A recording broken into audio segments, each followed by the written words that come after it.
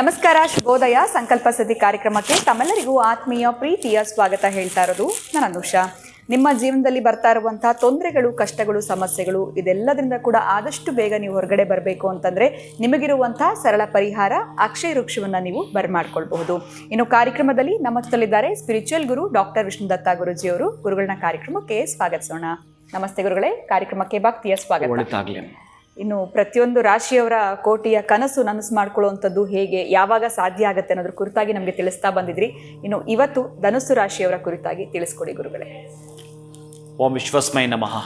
ಪ್ರೀತಿಯ ಬಂಧುಗಳೇ, ಇನ್ನು ಧನುಸ್ಸು ರಾಶಿನವರು ಕೂಡ ಬಾಗಿಲಲ್ಲಿ ಕಾಯ್ತಾ ಇದ್ದಾರೆ, ವೈಟಿಂಗ್. ಯಾಕೆ ಅಂತಂದರೆ ಷಷ್ಠಮ 6ನೇ ಮನೆಯಲ್ಲಿ ಬಹುಶಃ ಒಂದಷ್ಟು ಶತ್ರುಗಳನ್ನ ಕೂಡ ಎದುರಾಕೊಂಡಿದ್ದಾರೆ. ಶತ್ರುಗಳನ್ನ ನೀವು ಬಹಳಷ್ಟು ಅಂತಂದರೆ ಅಂತಹ ಶತ್ರುಗಳನ್ನು ಎದುರಿಸಿ ಒಂದು ಪಾಠ ಕಲ್ತಿದ್ದೀರಿ. ಇಲ್ಲಿ ದೊಡ್ಡದೊಂದು ತಲೆನೋವಿದೆ ಇವರಿಗೆ. ಏನು ಅಂತಂದರೆ ಸ್ತ್ರೀಯಿಂದ ಅಂದರೆ ತಾಯಿ ಕೂಡ ಎಲ್ಲೋ ಒಂದು ಕಡೆ ತಾಯಿನಿಂದನೇ ಸಲ್ಲದು, ನಯಾ ಪೈಸಷ್ಟು ಕೂಡ ಸಲ್ಲದು. ಆಮೇಲೆ ಪ್ರಾತಃ ಕಾಲದ ಸ್ವಲ್ಪ ಹೆಚ್ಚಿಗೆ ಎದುರಿಸುವಂಥವ್ರು ಇವರಾಗಿದ್ದರೆ ಬಹುಶಃ ಕಷ್ಟ. ಈಗ ಷಷ್ಠಮದ ಬಿಟ್ಟು ಸಪ್ತಮಕ್ಕೆ ಬರ್ತಾ ಇದೆ. ಇನ್ನು 2025 ಮೇ 2026 7ನೇ ಮನೆ.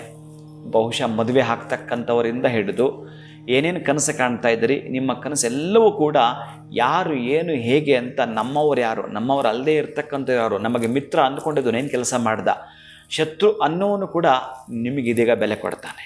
ನಿಮಗೆ ಅಂಥದ್ದು ಬಂದಾಯಿತು. ಈಗ ನಿಮ್ಮನ್ನು ಯಾರ್ಯಾರು ಏಕವಚನದಲ್ಲಿ ಮಾತಾಡಿಸಿದ್ರು, ನಿಮ್ಮನ್ನು ಯಾರೆಲ್ಲ ಕೂಡ ಅವಮಾನ ಮಾಡಿದರು, ಅವರಿಗೆಲ್ಲ ನೀವು ಪಾಠ ಕಲಿಸ್ಲಿಕ್ಕೆ ಈ ವರ್ಷ ತಯಾರಾಗ್ತಿದ್ದೀರಿ.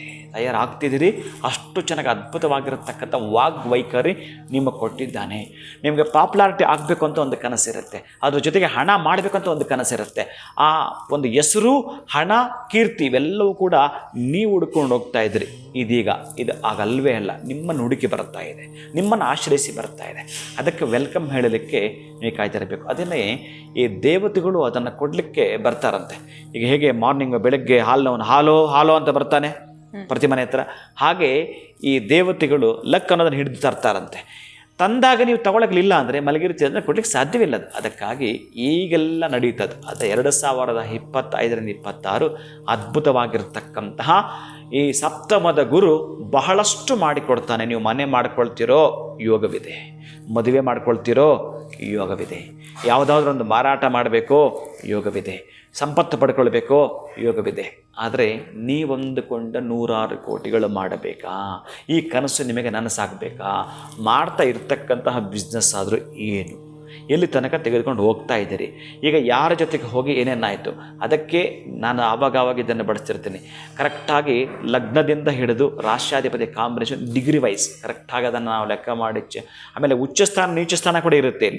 ಅಲ್ಲಿ ಉಚ್ಚಸ್ಥಾನದಲ್ಲಿ ಎಷ್ಟು ಇರುತ್ತೆ, 19% ಇರತಕ್ಕಂಥದ್ದು, ಅಥವಾ 10% ಇರುತ್ತೆ. 10% ಉಚ್ಚಸ್ಥಾನ ಅಷ್ಟು ಕೆಲಸ ಮಾಡಲ್ಲ. ಎಷ್ಟು ನೀಚಸ್ಥಾನ ಇದೆ, ಅದೆಷ್ಟು ಪರ್ಸೆಂಟೇಜ್ ಇದೆ. ಆಮೇಲೆ ನೀಚ ಸ್ಥಾನ ಅಂದ್ಕೂಡಲೇ ಭಯ ಪಡೋದು ಬೇಡ. ಅಲ್ಲಿ ಏನಾದರೂ ಗುರುಗ್ರಹ ನೋಡ್ತಾ ಇದ್ರೆ ನೀಚಭಂಗ ರಾಜಯೋಗ ಈಡ್ಯಾಡ ಆಗ್ತಕ್ಕಂಥದ್ದಿದೆ. ಅದಕ್ಕಾಗಿ ನೀವು ಏಳಿರಿ ಎದ್ದೇಳಿರಿ, ಇದನ್ನು ಮನಸ್ಸಿಗೆ ಹಾಕ್ಕೋಬೇಕು. ಏಳಿರಿ ಎದ್ದೇಳಿರಿ, ನಿಮ್ಮ ಕನಸು ನನಸಾಗೋ ತನಕ ನಿಲ್ಲದಿರಿ. ಯಾಕೆಂದರೆ ನಿಮಗೆ ಈ ವರ್ಷ ಖುಷಿಯಾಗಿ ಬರ್ತಾ ಇದೆ. ಒಂದು ವರ್ಷ ನೋವು ಅನುಭವಿಸಿದ್ದೀರಿ, ಕಷ್ಟ ಅನುಭವಿಸಿದ್ದೀರಿ, ದುಃಖ ಅನುಭವಿಸಿದ್ದೀರಿ. ಇದೆಲ್ಲದರಿಂದ ಹೊರಗೆ ಬರಲಿಕ್ಕೆ ಇರತಕ್ಕ ಒಂದು ಅವಕಾಶ ಅಂತಂದರೆ ಈ ವರ್ಷವಾಗಿರತಕ್ಕಂಥದ್ದು. ಅದಾದ ನಂತರ ಭಾಗ್ಯಕ್ಕೆ ಬರುತ್ತಾನೆ. 8 ಬಿಟ್ಟುಬಿಡಿ, 2027-28 ಇದೆಯಲ್ಲ, ಅದು ಬಿಟ್ಟು ಭಾಗ್ಯಕ್ಕೆ ಬರ್ತಾನಲ್ಲ. ಮೇನು ಈ ರಾಷ್ಟ್ರಾಧಿಪತಿ ಆಗಿರ್ತಕ್ಕಂಥ ಗುರುನೇ ಟರ್ನ್ ಆಗ್ತಿರ್ತಕ್ಕಂಥದ್ದು.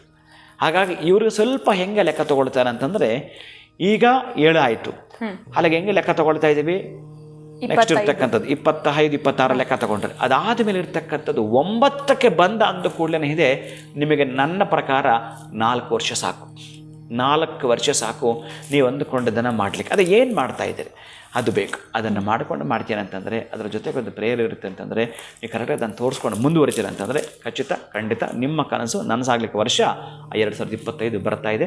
ಅದನ್ನು ನೀವು ವೆಲ್ಕಮ್ ಮಾಡ್ಕೊಳ್ತೀರಿ, ಅದರ ಪ್ರಕಾರವಾಗಿ ನೀವು ಬೆಳಿತೀರಿ. ಖಂಡಿತ ಇಷ್ಟು ವರ್ಷ ವೆಯ್ಟ್ ಮಾಡಿದ್ದು ಸಾಕು. ಇನ್ನು 25ನೇ ಇಸ್ವಿ ಇವ್ರಿಗೆ ಖಂಡಿತವಾಗ್ಲೂ ಯಶಸ್ಸು ಅನ್ನೋಂಥದ್ದಾಗುತ್ತೆ. ಇನ್ನು 9ಕ್ಕೆ ಗುರು ಹೋದಾಗ ಅದರ ಒಂದು ಲಕ್ಕೆ ಬೇರೆ ಅನ್ನೋದ್ರ ಕುರಿತಾಗಿ ಕೂಡ ತಿಳಿಸ್ಕೊಟ್ರಿ. ಜೊತೆಗೆ ನಮ್ಮ ಪ್ಲಾನಿಂಗ್ ಆ್ಯಂಡ್ ಪ್ರಿಪ್ರೇಷನ್ ಅನ್ನೋಂಥದ್ದು ಕೂಡ ಇರಬೇಕಾಗತ್ತೆ ಅನ್ನೋದ್ರ ಬಗ್ಗೆ ತಿಳಿಸ್ಕೊಟ್ಟಿದ್ದೀರಾ ಗುರುಗಳೇ. ಧನ್ಯವಾದಗಳು ತಮಗೆ. ನಮಸ್ಕಾರ. ಹರೇ ಶ್ರೀನಿವಾಸ.